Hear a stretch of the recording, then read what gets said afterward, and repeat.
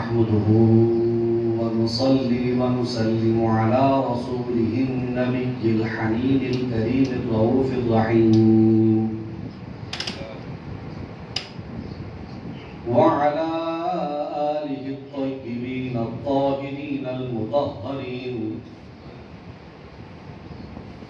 وصحبه الكرام المتقين المخلصين وأولياء أمته والصالحين وعلماء ملته والعاملين وعلينا معهم أجمعين إلى يوم الدين. أما بعد فأعوذ بالله من الشيطان اللعين الرجيم. بسم الله الرحمن الرحيم. والذين يصلون ما أمر الله به أن يوصل ويخشون ربهم ويخافون سوء الحساب. آمنت بالله صدق الله المولانا العظيم. وقال الله تبارك وتعالى في شان حبيبه مخبرا وعامرا: إن الله وملائكته يصلون على النبي يا أيها الذين آمنوا صلوا عليه وسلموا تسليما.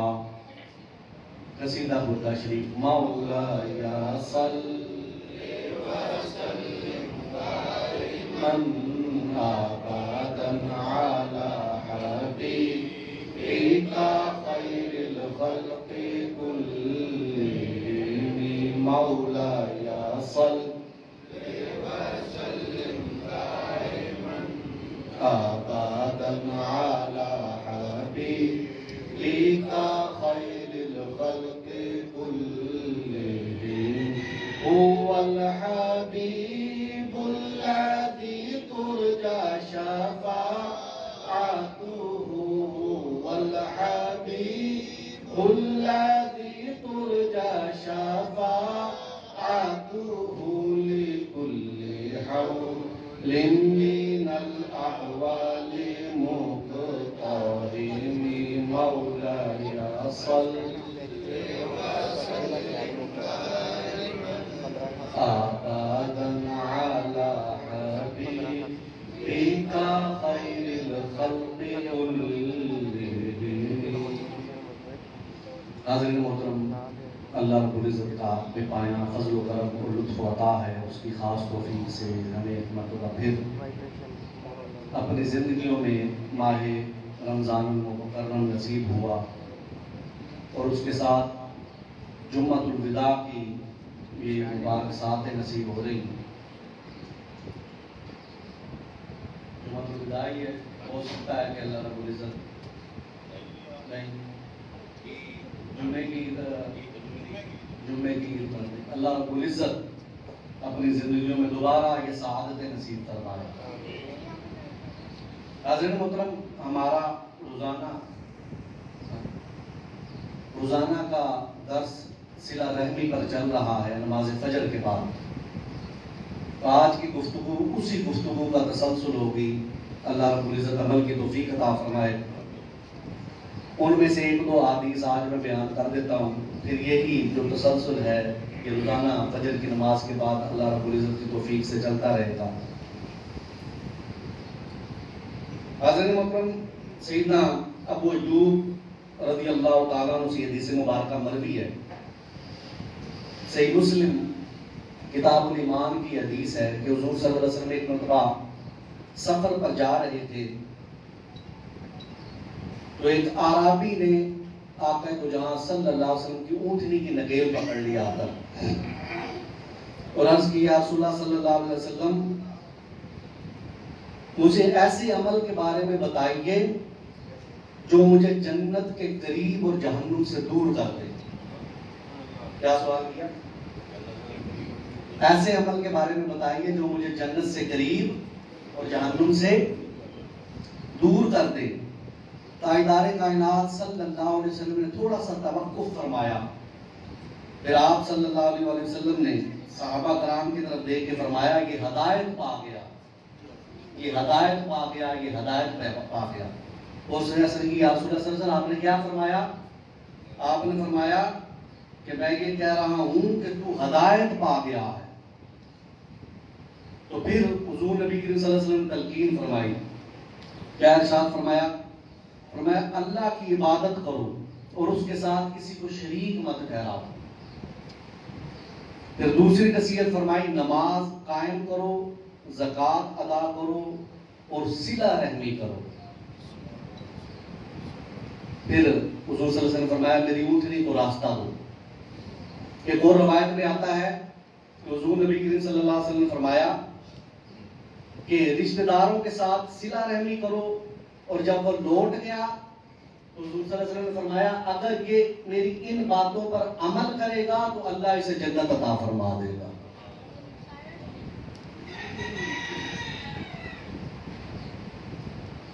تو حضور نبی کریم صلی اللہ علیہ وسلم سے ایک مرتبہ خزم قبیلہ کے ایک شخص نے سوال کیا کہ یا رسول اللہ صلی اللہ علیہ وسلم یہ ارشاد فرمائیے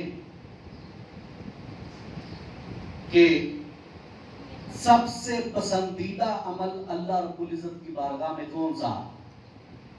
کیا سوال کیا؟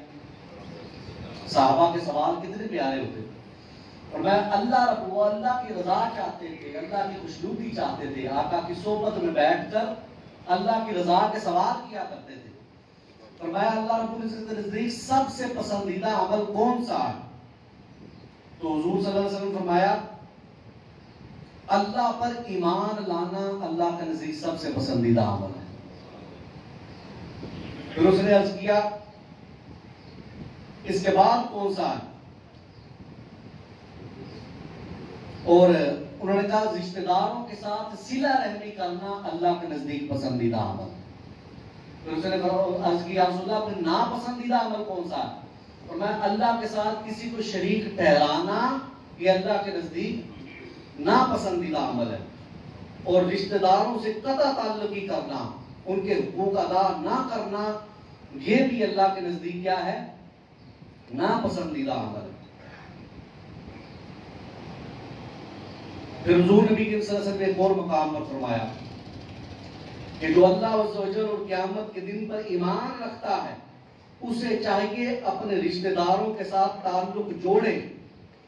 جو اللہ رب العزت اور قیامت پر ایمان رکھتا ہے اسے چاہیے کہ اچھی بات کہے یا خاموش رہے, اچھی بات کہے یا خاموش رہے. اب کچھ لوگ یہ کہتے ہیں کہ شاہ صاحب ہمارا رزق کشادہ ہو جائے, ہمیں کوئی وظیفہ بتائیے.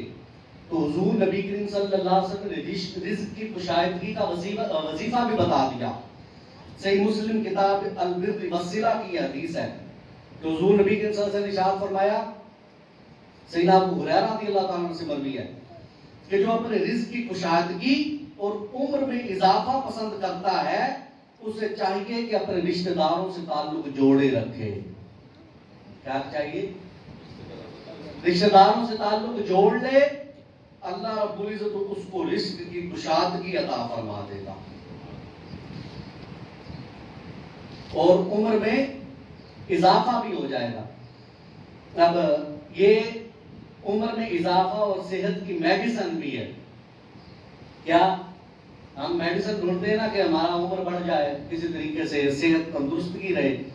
تو حضور نبی کریم صلی اللہ علیہ وسلم نے صحت کا راز اور رزق کی کشادگی کا جو طریقہ اور دوا بتائی ہے وہ یہ ہے کہ اپنے رشتہ داروں سے تعلق, رشتہ داروں میں ہمارے بہن بھائی بھی آتے ہیں, ہمارے اعزاء و اقربا بھی آتے ہیں, ہمارے رشتہ دار بھی آتے ہیں, بیوی کے رشتہ دار بھی آتے ہیں, مرد کے اپنے رشتہ دار بھی ہوتے ہیں, بچوں کے رشتہ دار بھی ہوتے ہیں, بڑوں کے رشتہ دار بھی, چھوٹوں کے رشتہ دار بھی. ان ساروں سے تعلق قائم کرنا کیا ہے؟ صلہ رحمی. پھر اس میں سیدنا علی کرم اللہ وجہ الکریم سے حدیث مبارکہ مروی ہے, ایک چیز کا اضافہ فرما دیا. مسند احمد علی بن ابی طالب کی حدیث ہے کہ حضور نبی صلی اللہ علیہ وسلم فرمایا جو اپنی عمر میں اضافہ اور رزق میں کشادگی اور بری موت سے تحفظ چاہتا ہے اسے چاہیے کہ اللہ سے ڈرے اور صلہ رحمی کرے. کیا اضافہ فرمایا کہ بری موت سے اللہ رب العزت اسے بچاتا ہے جو اپنے رشتہ داروں سے اچھا تعلق قائم کرے, صلہ رحمی کرے. اگر صلہ رحمی کرے گا تو اللہ رب العزت بری موت سے بھی بچا لے گا اور رزق کی کشادگی بھی عطا فرما دے گا. اور جو رشتہ داروں سے تعلق قائم کرتا ہے اس پر اللہ رب العزت کے انعامات کیا ہوتے ہیں کہ سیدنا ابن عباس رضی اللہ تعالیٰ عنہ کی حدیث المعجم الکبیر کی حدیث ہے.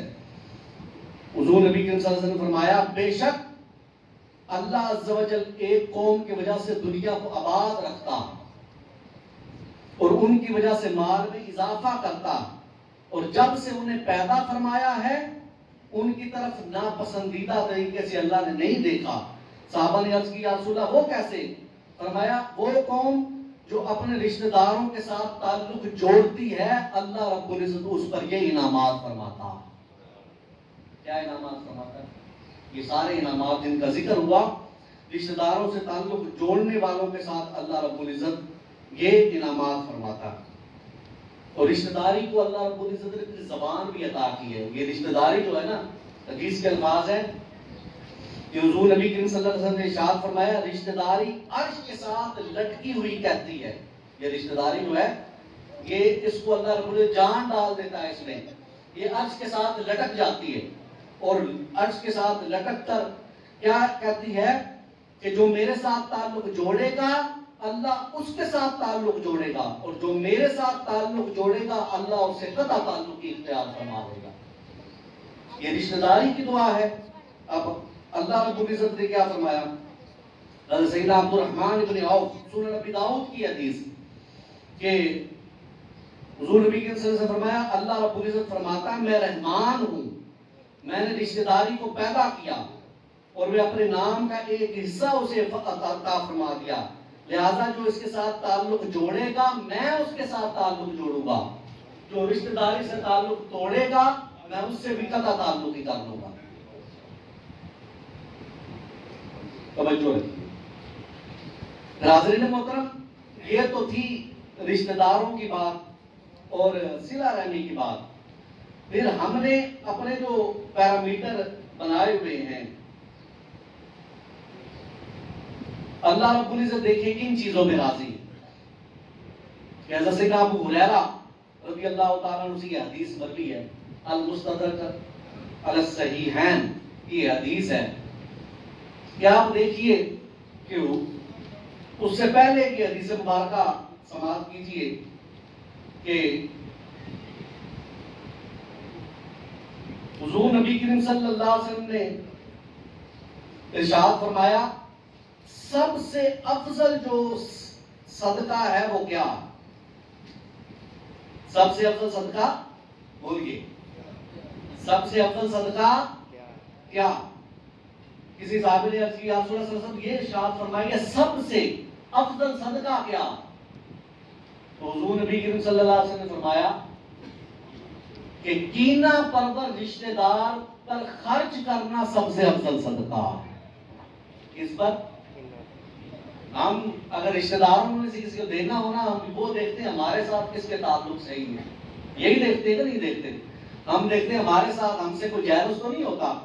حضور صلی اللہ علیہ وسلم نے فرمایا جو تم سے جیلس ہوتا ہے رشتہ دار, اگر تم چاہتے ہو کہ اللہ تم سے راضی ہو جائے, اگر تم چاہتے ہو اللہ رب العزت کے تم پر انعامات ہو جائیں, اگر چاہتے ہو کہ اللہ رب العزت تم پر رحمت فرمائے, اگر چاہتے ہو کہ اللہ رب العزت تم سے راضی ہو جائے, تو جب تم صدقہ دینے کے لیے رشتہ داروں کا انتخاب کرو, زکات دینے کے لیے رشتہ داروں کا انتخاب کرو, تو سب سے پہلے اس کو دو جو تمہارے ساتھ جیلسی رکھتا.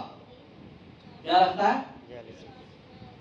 جو تمہارے ساتھ جیلسی رکھتا ہے, جو تمہارے ساتھ ملنا نہیں چاہتا, جو تمہارے ساتھ تعلق قائم نہیں کرنا چاہتا. حضور نبی کریم صلی اللہ علیہ وسلم نے فرمایا سب سے افضل اسے صدقہ دینا, اور اس کے بعد پھر ان کا نمبر آتا ہے جن رشتہ داروں کے ساتھ, جن رشتہ داروں کا آپ سے تعلق صحیح ہے, جو آپ کے ساتھ سے جیلس نہیں ہوتے, آپ سے محبت کرتے. تو حضور صلی اللہ علیہ وسلم نے فرمایا اس کا ثواب یہ ہوگا، ایک تو رشتہ داری کا ثواب ملے گا، اس کے ساتھ صلہ رحمی کی ہے، پھر دوسرا ثواب ملے گا کہ وہ رشتہ دار آپ کے لیے بغض رکھتا تھا، اپنے دل میں آپ کے لیے کینہ رکھتا تھا، آپ کے لیے عداوت رکھتا تھا، جب آپ اس کو وہ دیں گے، پیسے دیں گے، صدقہ دیں گے، زکات دیں گے، اللہ رب العزت اس کے دل میں آپ کے لیے محبت پیدا فرما دے گا۔ اگر بالفرض سوال کرتے ہیں محبت نہ بھی پیدا ہو تو یہ بات ہمارے لیے کافی نہیں ہے کہ ہم سے اللہ راضی ہو جائے؟ بولیے، ہمارے لیے کافی نہیں کہ ہم سے ہمارا مالک راضی ہو جائے؟ اور اللہ اس بات پر راضی ہو رہا ہے کہ ہم اپنے بہن بھائی پر خرچ کر رہے ہیں، چاہے وہ ہمارے ساتھ اچھا تعلق رکھتا ہے چاہے۔ جب میں لوگوں کو یہ کہتا ہوں کہ شاہ جی تسی کہندے میں اودے نال ایسا سلوک کراں، وہ تے میرے متعلق گل رکھدا ہے، میرے بارے کی نہ رکھدا ہے، میں انہوں نے کہنا بھلیو یہ تے بڑی چنگی گل ہے، یہ تے بہتے ثواب دی گل ہے، یہ تے بڑے اجر دی گل ہے۔ اگر وہ تمہیں ٹھیک نہیں سمجھتا تو یہ تمہارے پاس موقع ہے، تم اللہ اور اس کے رسول کو راضی کر دو، اللہ اور اس کے رسول کو راضی کر دو، اللہ اور اس کے رسول کی خوشنودی حاصل کر لو۔ لہذا اپنے اس رشتہ دار کو جب دینے کے لیے انتخاب کرو، صدقہ دینے کے لیے، زکات دینے کے لیے۔ اور زکات کا ایک اور مسئلہ یہاں پر ضمن میں بیان کر دوں، جب آپ زکات دیتے ہیں کسی کو تو اس کو بتانے کی ضرورت نہیں ہے کہ یہ زکات کا پیسہ ہے، آپ کی زکات ادا ہو جاتی ہے، یہ بتانے کی ضرورت نہیں ہے، کیونکہ کچھ لوگ ایسے ہیں جو زکات لے لیتے ہیں، مانگتے ہیں، اور زیادہ تعداد ہمارے معاشرے میں سفید پوش لوگوں کی ہے، جن کے پاس وسائل بھی نہیں ہوتے اور وہ مانگتے بھی نہیں ہیں۔ تو حضور نبی صلی اللہ علیہ وسلم نے فرمایا ایسے لوگوں کو دو، رشتہ داروں کو دو، اور رشتہ داروں میں جب ڈیوائیڈ کرو تو سب سے پہلے ان کا انتخاب کرو جو تمہارے ساتھ جن کا تعلق ٹھیک نہیں ہے، جو تمہارے ساتھ ملتے جلتے نہیں، یا تمہارے یہ دل میں بغض رکھتے ہیں، کینہ رکھتے ہیں، عداوت رکھتے ہیں۔ سرکار نے فرمایا تمہارا صدقہ جتنا بھی دو گے اس میں عظیم ترین وہ ہوگا جو کینہ پرور اور بغض رکھنے والے رشتہ دار کو دیا جائے گا۔ پھر ایک اور حدیث مبارکہ میں سیدنا ابو ہریرہ رضی اللہ عنہ، ہم دیکھ رہے ہیں ہم نے اپنے پیرامیٹر کیا بیان بنائے ہوئے ہیں، اور اللہ رب العزت کا پیرامیٹر کیا، سرکار دو جہاں کا پیرامیٹر کیا، ہم کہاں کھڑے ہیں؟ اپنا محاسبہ کریے، ہمیں اپنا محاسبہ کرنا چاہیے، اپنا مواخذہ کرنا چاہیے، ہمیں دیکھنا چاہیے کہ ہم سوسائٹی کے کس مقام پر کھڑے ہوئے ہیں، اور اللہ اور اس کا رسول ہم سے چاہتا کیا۔ یہ حدیث مبارکہ سنیے، حیران ہو جب یہ مطالعہ کر رہا تھا میرے سامنے یہ ایک جو پہلے میں نے بیان کی حدیث اور یہ اب جو بیان کرنے والے وہ دو حدیث ہے میرے پاس، سرپرائزنگ جو حدیث ہیں، ایک شاک کرنے والی، ایک حیران کن حدیث میرے سامنے آئی۔ ان میں اس حدیث مبارکہ میں 3-4 باتوں کی اللہ رب العزت نے تربیت فرمائی، آقا دو جہاں صلی اللہ علیہ وسلم نے تربیت فرمائی۔ وہ کیا؟ یہ حدیث مبارکہ المستدرک علی الصحیحین کی حدیث ہے، کتاب البر والصلہ۔ حضرت سیدنا ابو ہریرہ رضی اللہ تعالیٰ عنہ سے یہ مروی ہے کہ حضور نبی کریم صلی اللہ علیہ وسلم نے ارشاد فرمایا، پہلی بات لوگوں کی عورتوں کو پاک دامن رہنے دو، تمہاری عورتیں بھی پاک دامن رہیں گی۔ پہلی بات کہ تم لوگوں کی عورتوں کو پاک دامن رہنے دو، اللہ رب العزت تمہاری عورتوں کو پاک دامن رکھے گا۔ پھر دوسری بات، اپنے والدین کے ساتھ اچھا سلوک کرو، تمہارے بیٹے بھی تمہارے ساتھ اچھا سلوک کریں گے۔ کیا فرمایا؟ اپنے والدین کے ساتھ اچھا سلوک کرو۔ ایک حدیث مبارکہ میں پڑھ رہا تھا، حضور نبی صلی اللہ علیہ وسلم نے فرمایا خاک آلود ہو اس کی ناک، یعنی وہ برباد ہو جائے جس نے اپنے والدین کو بڑھاپے میں پایا اور اپنے اوپر جنت واجب نہ کروا سکا، اللہ سے جنت لے نہ سکا، بڑھاپے میں والدین کو پا کے بھی اللہ کی رضا حاصل نہ کر سکا، ایسا شخص برباد ہو جائے۔ کیا فرمایا؟ کہ تم اپنے والدین کے ساتھ اچھا سلوک کرو، تمہاری اولاد تمہارے ساتھ اچھا سلوک کرے گی۔ اور یہ بات جس کے لیے میں نے حدیث مبارکہ کا انتخاب کیا وہ آ رہی ہے، فرمایا جس کے پاس اس کا بھائی معذرت کے لیے آ جائے، برادریوں میں جھگڑے ہو جاتے ہیں نا، رشتہ داروں میں بھی ہو جاتے ہیں، بہن بھائیوں میں بھی ہو جاتے ہیں، مگر آپ نے تو جہاں کیا فرما رہے ہیں، جھگڑا ہونے کے بعد اگر کوئی آپ کا دوست، آپ کا رشتہ دار، آپ کا بھائی، آپ کی بہن، آپ کا چچا، آپ کا ماموں، آپ کا تایا، آپ کا بانجا، آپ کا بھتیجا، کوئی رشتہ دار جھگڑا ہونے کے بعد آپ کے پاس آ جائے، حضور صلی اللہ علیہ وسلم نے فرمایا جب کسی کا بھائی، مسلمان آپس میں بھائی بھائی ہے نا، وہ رشتہ داریاں الگ ہیں، دوستیاں الگ ہیں، مگر جو ایک رشتہ آپ نے کو جہاں نے بتایا وہ ہمارا بھائی بھائی والا رشتہ. تو جب کسی کا بھائی لڑائی کے بعد اس کے پاس معذرت کے لیے آ جائے، پھر فرمایا وہ چاہے جھوٹا ہو یا سچا ہو، کیا ہو بولیے، جھوٹا ہو یا سچا ہو، تم پر یہ فرض ہے کہ تم اسے معاف کر دو. کیا تم پر فرض ہے؟ ہم کیا کرتے ہیں؟ ہم اکڑ جاتے ہیں لے جی ہوں میرے منہ تے آ گیا، یہ دی تے ایسی دی تیسی، ہاں ہوں کانا ہو گیا میرا، ہوں میرے کو معافیا منگن لگ گئے. ہم الٹ چلتے ہیں بھائی، ہمارا مزاج ہی الٹا ہے، ہم نے پڑھا ہی نہیں. ہمیں آقا دو جہاں نے کیا تعلیمات کی؟ حضور نبی صلی اللہ علیہ وسلم نے فرمایا جب تمہارے دروازے پہ کوئی چل کے آ جاتا ہے، اکڑنے کے بجائے اپنی گردن کو جھکا لو، اپنی طبیعتوں میں لچک پیدا کر لو. پھر اگلی جو بات آ رہی ہے، اللہ کی عزت کی قسم میری روح کانپ گئی وہ سن کر، پڑھ کر میری روح کانپ گئی. حضور صلی اللہ علیہ وسلم نے فرمایا تمہارا بھائی تمہارے پاس معذرت کے لیے آ جائے، چاہے اس کا مزاج کیسا بھی تھا، اس نے تمہارے ساتھ زیادتی ہی کی ہو، وہ جھوٹا ہو یا سچا ہو، تم پر یہ فرض ہے کہ اسے معاف کر دو. اگر تم یہ نہیں کرتے تو قیامت کے دن جب میں حوض کوثر پر اپنی امت کو جام پلا پلا کر جنت میں داخل کر رہا ہوں گا، تمہیں اپنے حوض کوثر پر پھر میں آنے نہیں دوں گا. مجھ سے یہ امید مت رکھنا کہ میں تمہیں جام پلا کر حوض کوثر پر سیر کر دوں. جب ہر کوئی پیاس میں ڈوبا ہوا ہوگا، جب سورج سوا نیزے پر ہوگا، جب ہر کوئی تڑپ رہا ہوگا، بلک رہا ہوگا، سرکار دو جہاں نے فرمایا اپنے بھائی کو راضی کرنے والا میری حوض کوثر پر آ سکے گا، اور جس نے اپنے بھائی سے قطع رحمی کر لی، قطع تعلقی کر لی، فرمایا وہ قیامت کے دن مجھ سے یہ امید نہ رکھے کہ میں حوض کوثر کے جام بھر بھر کے اسے پلاؤں گا. میرے جام اسی کے لیے ہیں جو میری تعلیمات پر عمل پیرا ہوگا، تعلیمات پر عمل پیرا ہوگا.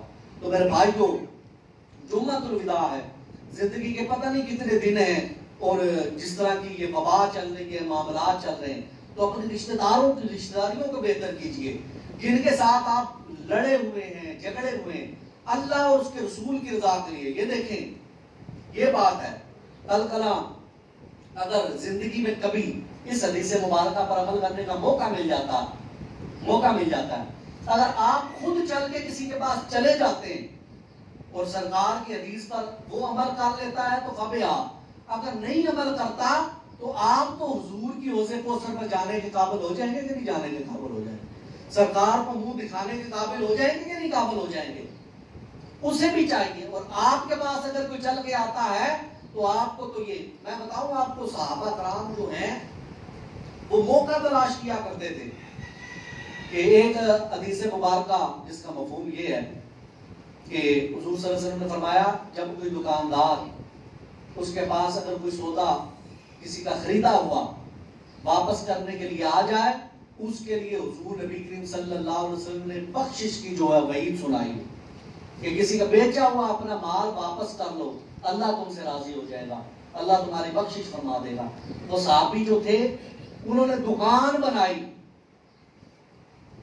دکان بنا کر کچھ عرصہ وہ دکان چلاتے رہے. ایک دن وہ اپنی دکان سمیٹ کر واپس جا رہے تھے، کسی نے کہا بھائی کیا ہوا؟ وہ لاس ہو گیا، وہ گھاٹا پڑ گیا، دکان واپس کیوں کر رہے، سامان کیوں لے جا رہے؟